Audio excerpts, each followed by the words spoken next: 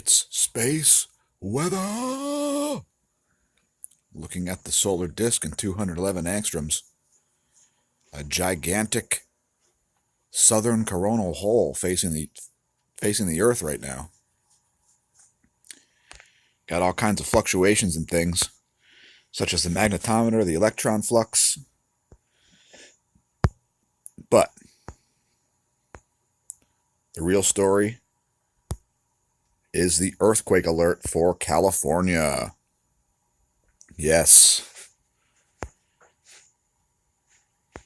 We had some big quakes off the coast of Vancouver, off of Vancouver Island, off of Canada. Just in the last couple hours. A 6.6, a 6.8, a 6.5, and a 4.9. Take a look at the map to get a close-up of where they're located.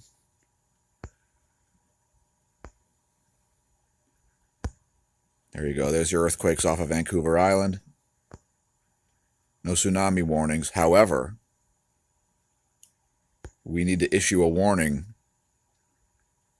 for the San Francisco area and for North LA, because this is the kind of thing that happens before quakes. So this quake energy is going to be moving this way along the fault lines. So have an earthquake plan. If you don't have one, go outside. Go outside and look up at the buildings that are around the outside of your door that you're going to be exiting from if an earthquake occurs. See if you're expecting debris to be falling on your head. Don't be under that debris if you expect it to be falling.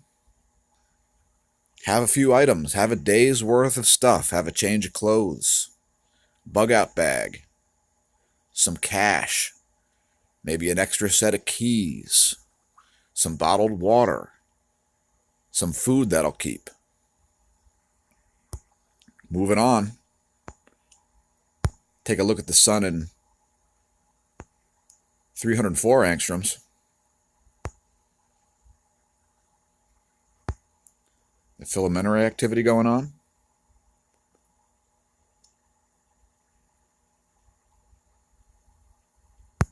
All right, let's look at actual data. Here's your real-time solar wind. By the way, while we're waiting for this to load, I'd like to thank all the subscribers and all the people who are commenting regularly on our videos. We're just about to 200 subscribers now. So thanks, everybody. Please continue sharing these on your social media, commenting, pressing that like button, getting your friends to subscribe, teaching people about space weather and its connection to the Earth and Earth weather and climate and earthquakes and volcanoes. So you can see the BTBZ is all over the place.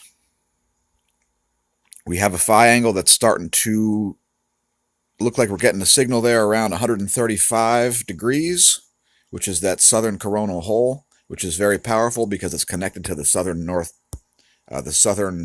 solar pole. Take a look at the rest of the data on spaceweathernews.com.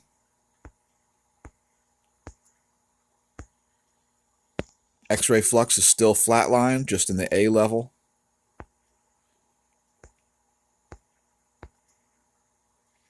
Magnetometer has had some extreme spikes.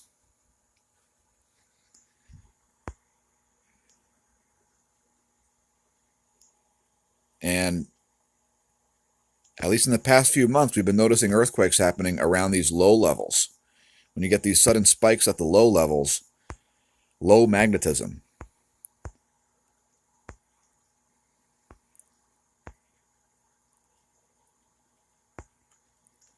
KP has been to 3, but now it's down to 2. That's that coronal hole wind stream.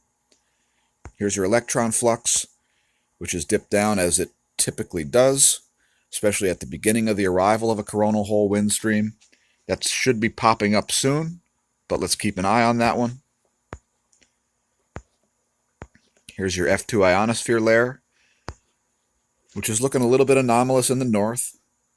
And we were seeing some pretty high amount of magnetic perturbation.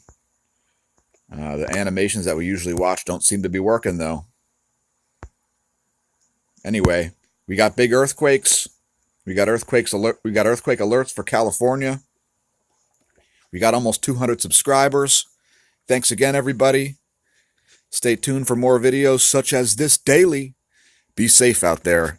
May the solar wind be at your back and the atherosclerosis absent from your arteries.